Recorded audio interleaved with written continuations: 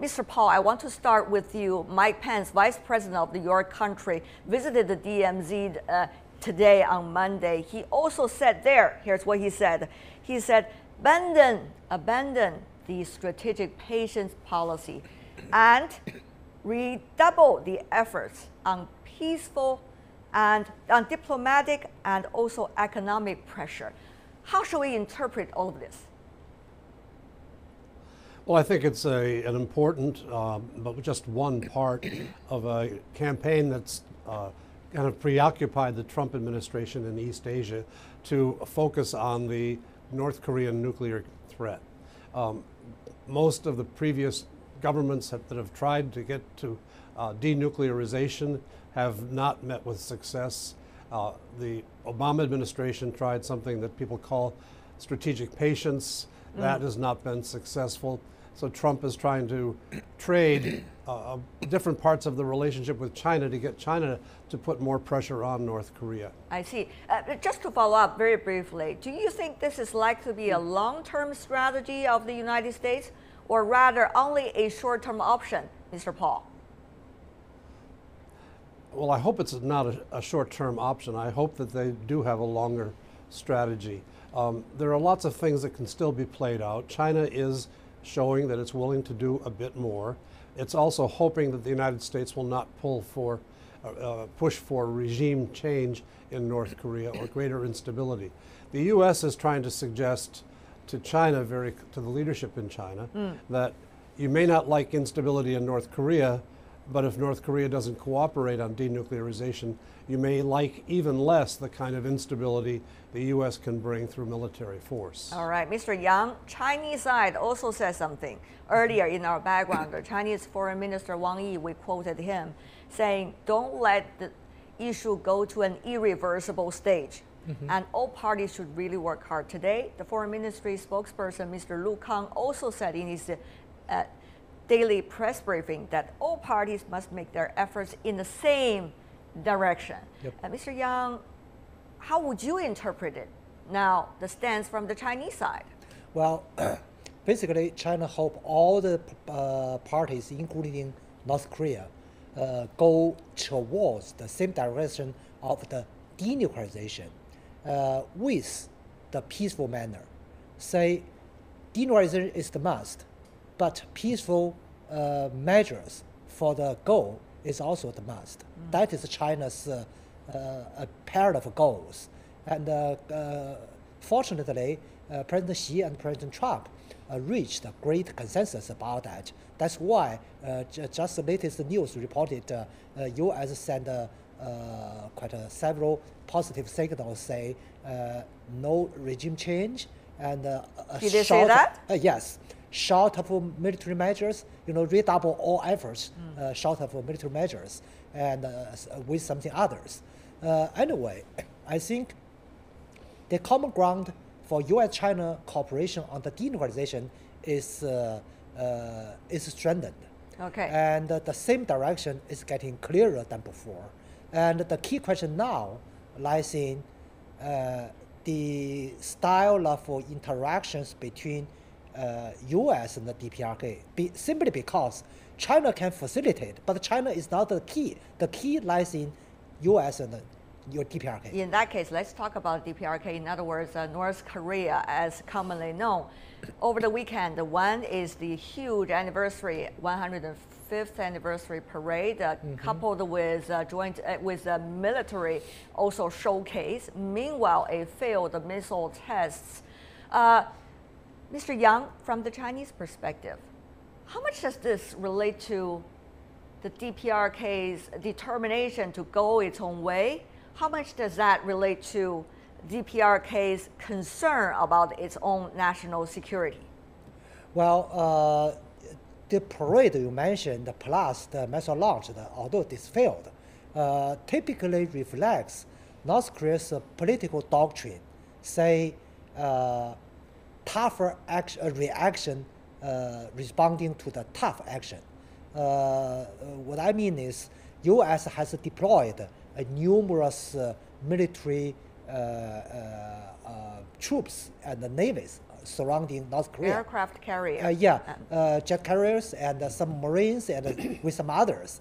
And facing such military pressures, Pyongyang can have two options. Keep quiet or do something more. Obviously, from political needs, they have to do something more. To deter the others with apparently showcase of military power. Mr. Paal, two things. Let's start with the big one. The armistice, as DPRK has been calling for, has not been signed between North and South, between United States and the North either. Can that be, as China suggested, double track, be also on the agenda? Mr. Paal, this first.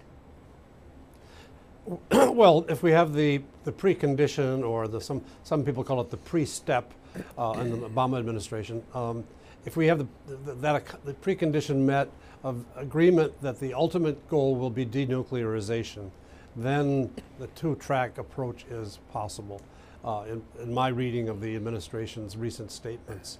But we don't. I mean, if that were to happen, that would be a triumph of hope over experience. Yeah. Experience tells us North Korea will not agree to that. Well, Mr. And Paal, so I may think I, this is a big if I can, roll of the dice. Yeah, if I can, what would account, as you said, so-called evidence of a Paal's nuclear weapon development? What would be the evidence for that? Yeah. We are not seeing. We just saw over the weekend that although preparations had been made for a nuclear test, it did not occur. Until I have more evidence in the contrary direction, I conclude that China put extreme pressure on North Korea not to conduct a nuclear test, lest oil and other possible supplies be cut off to North Korea. Okay. That's probably a very uncomfortable situation for Pyongyang, and they'll try to rebel over that. So the story's not over yet. That is the strategic question. The other one is a more specific question. Mr. Paal, I'm sure you and many of your colleagues have been observing very closely on the TV screen through wire services the demonstration of the so-called latest weaponry development of DPRK through that military parade over the weekend. According to some American scholars, it seems that there are models of missiles that's likely to be used to be able to hit the heartland of the United States. I'm saying models once again. But of course, it needs days, if not weeks, close studies. Exactly what do you think has been the latest development so far? By 2020, ICBM really to hit the United States? I wouldn't rule that out. The progress made in the past year on rocket engine technology has been a major breakthrough for North Korea. They need now to test missile flights to build themselves airframes that will survive high speed, long distance, and also separation of stages, plus a weaponized warhead. These things are not easy to do, and they usually require a lot of testing. And what we've seen in the last year is a lot of testing, 22 firings of missiles, which will educate the technicians and the factory workers in North Korea to overcome the problems they're encountering in their initial mode. So we're looking at a problem that's coming at us fairly quickly. Many would say it's an urgent problem. I'd say it's urgent, but it's not that urgent. We have months ahead to work on this. It's not like it's going to happen tomorrow. Right. Mr. Yang, window opportunity, of course, that window could be quite a big one, according to Mr. Paal. If we're talking about 2020, to say the least, that's still 3 years to go, maybe, half, 2.5. So with that 2.5 years, what can the old sides do? I mean, as the weaponry development really takes its own speed, it is very hard to reverse, I guess, as Mr. Wang, the Chinese foreign minister, said, the whole development anymore. So, Mr. Yang, any specific plan now at this point? You mentioned the economic sanctions. China did do that. Yep. How much has China done that? Now you see that Vice President Pence, together with President Trump, once again put pressure on China to say, do more. Yep. So what has China done? How much more can China do? And what kind of challenges did China face when China really increased the pressure And how much do you think that is likely to solve the problem? All these are very important questions. You have to answer that. Yeah. Well, simply saying, from the 2006, when the first nuclear test took place, China started the economic sanction measures on the North Korean nuclear issue. But with the acceleration of nuclear testing and missile tests, China also accelerated measures. For example, from 2013, September of 13, China issued the first executive order to ban numerous, about more than 900 items banned from exporting to North Korea. And then the following 4 executive orders issued till the last February, and ban some exports and imports to and from North Korea. Say, with the acceleration and increasing the tests and increasing the measures. So I believe with the new nuclear test or new ICBM test by North Korea, China will certainly add new pressures. Say, let North Korea take the necessary consequences for their irresponsible and provocative actions by making tests. And by the increasing economic measures, plus the increasing diplomatic efforts, I believe, and China's goal of pulling all the parties, including North Korea, return to the table through negotiation to reach the common goal of the denuclearization, including the common goal by North Korea. Mr. Yang, you have to hold it over there. I mean, you talk about the so-called increased diplomatic effort, if I could quote you just now.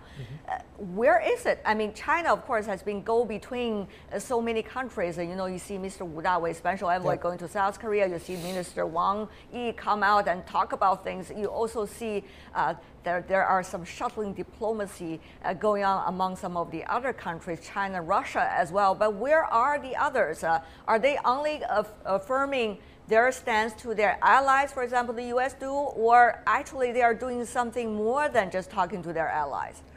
That is what is needed, isn't it? Yeah, actually, the parties concerned is a complex or mixed groups. Some countries are allied relations. Yeah, no, some, it's quite a complicated relation between Russia and the U.S. and China and the U.S. So not allied, but not adversary. Okay, well, then I have to put that question to Mr. Paal. Mr. Paal, beside the shuttling diplomacy China, Beijing has been doing, what has Washington done? Going to South Korea, Japan, to reaffirm the allies, which you already reaffirmed many times?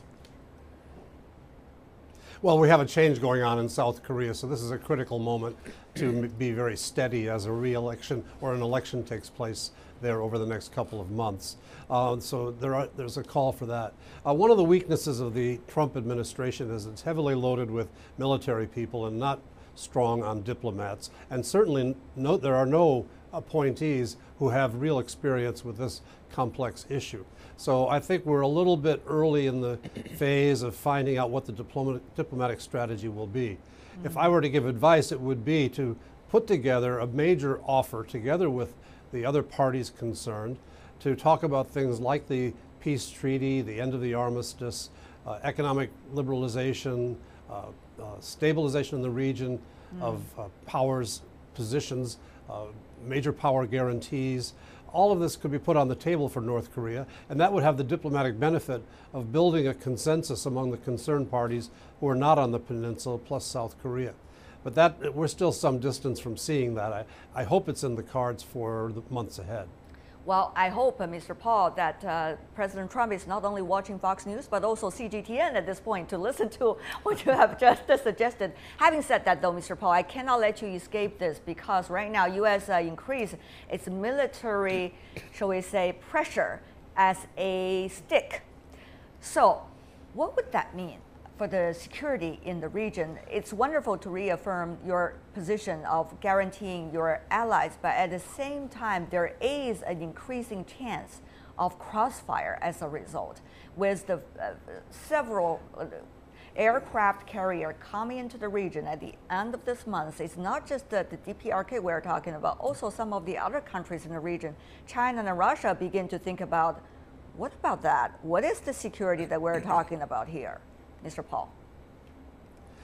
Well, I mean, for those of us who follow this issue closely, every April we have an uptick in tensions on the peninsula because in preparation to deal with the growing missile and nuclear capabilities plus other capabilities in North Korea, the U.S. and South Korea conduct field exercises to which the North always responds with bellicose rhetoric and missile testing. So it happens every April, and then after that's done, we go into a phase where North Korea begins to hint at less tension, and the exercises come to an end. And so I don't think this is going to be a sustained level based on historical experience, unless something dramatic is done by the North to sustain that. I'm also not as, I mean, some of the new exercises are designed to address the capabilities that North Korea is developing, hence the deployment of THAAD to the southern end of the Korean Peninsula.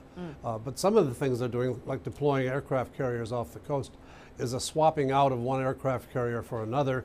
It's not a great increase in pressure on the neighbors, but it is an effort to show North Korea that if we come to blows, the South and the United States will be able to fight effectively together. Well, Mr. Yang, the American side, for example, Mr. Paal, long-term veteran of this issue, might argue that way. But what about from the Chinese side? I mean, you see these aircraft carriers. You also see an increasing pressure toward DPRK, which might be reacted by the other side with stronger reactions.